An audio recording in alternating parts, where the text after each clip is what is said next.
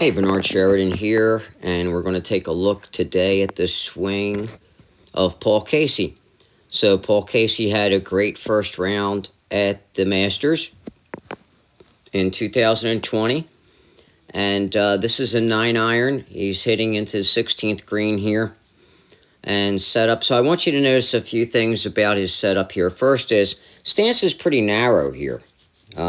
So for Paul, I believe that the reason why his stance is narrow and why we see that many players who are hitting a real short iron is narrow with their stance is they allow them to rotate through the shot and get that shaft ahead.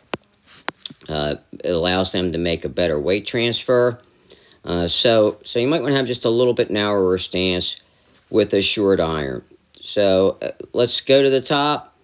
And notice that the club stays pretty much out in front of his hands here at this point. It's a little bit under the plane line.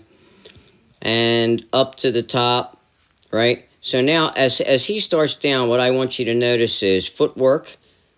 And right there, we'll see that little stamp on that left heel there. We can see his left foot is off the ground just a little bit. And boom, he stamps it down. And then he goes. So he's stomping on that lead heel to get that pivot going of rotation. And now he's coming right down on plane. And notice how he comes out on plane. He's maintaining his posture really well too because he's staying on plane and delivering that shaft right down the target line, which allows him to pivot and get that club on plane and get his shoulder to the target. So these are a few things that you can do with a 9-iron or even all your clubs. You don't want to have quite as narrow of a stance with longer clubs, but nice takeaway, getting pressure into the right side. First move, little bit of a stomp on that lead heel or get to that lead heel, the outside of that lead heel.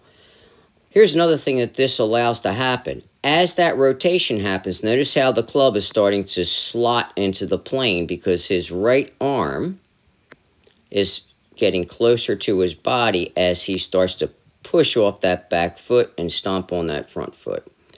That gets the club right in the slot and allows him to release it straight down the line.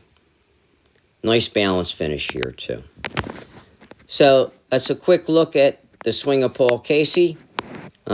So, of course, we wish him luck. We wish all the players out there luck and hope that they play their best in the 2020 Masters. I'm Bernard Sheridan, Impact Zone Golf.